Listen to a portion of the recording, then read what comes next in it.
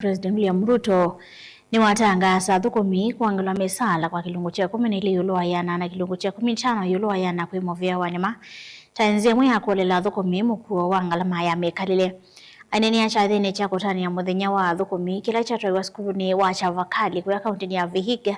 Ruto yasia ni Nzia Imwe ya kwa ile mathayo ma Athukumi mwandiki wa ngwatani ya kuletea mavata ma Athukumi kotu Francis Atoli ni wakulia Ruto kukumbatilia mio ya ngwatanio cia Athukumi kana International Labour Organization ila ilengete kusia Athukumi mainyamagwa. Onesmus Chalo ni mwandiki wito. President William Ruto naweta kana serikali wake niwende na kusevya myanyama ya kuyene nthino kana kukiliwa kwa ati wa mbethi ngilila kana Kenya Nzia ya kweli ya Mikalile ya Kenya. Ruto aweta kinthini wa chathe cha kutania muthenya wa Athukumi Kenya kila chatwa kwa kaunti ya Vihiga. Across the country, jobs are being created in their thousands, a clear testament to the capacity of our economy to absorb labor and expand opportunity. It is for this reason that I commend the Central Organization of Trade Union for the choice of this year's Labor Day theme, and I quote, "We support the Northern Link, accelerating trade through the Rironi-Malaba highway transformation," end of quote. The theme reflects a clear alignment with the government's strategic focus on infrastructure as a key driver of economic transformation, regional integration, and job creation. President William Ruto wathingila kana agenda cia serikali yake ni kuongela myanyama ya nthino wa kila sekta na kana kusovya Mikalile ya Kenya na kwaliula maendeleo vanthi ya Kenya. Kazi ambayo mimi niko nayo kama kiongozi wa taifa letu la Kenya ni kazi ama nafasi mbili niko nayo. Ya kwanza ni kusimamia transformation ya taifa letu la Kenya. Kuna mjadala mkubwa hapa Kenya ya mambo ya maendeleo katika taifa letu la Kenya.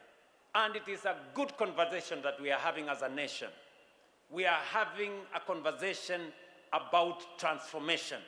Has it happened or has it not happened? That is the conversation we are having. Beautiful conversation. At least we are not having a conversation about ethnicities. We are not having a conversation about religion. We are not having a conversation about other things. We are having a conversation about the transformation of our nation. And I want to say this on this Labor Day. Tunaweza kuwa na ripoti nyingi. Tunaweza kuwa na headline nyingi. Tunaweza kuwa na mjadala mkubwa mitandaoni na sehemu zingine. Lakini bei ya mbolea ilikuwa 6,000, sasa ni 2,500.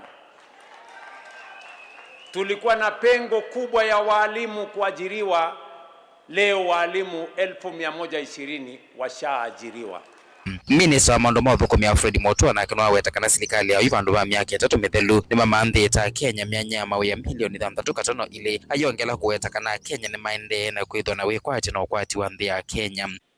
There's been a lot of progress, and especially in the labor sector. Let me give figures, because figures don't lie, Your Excellency.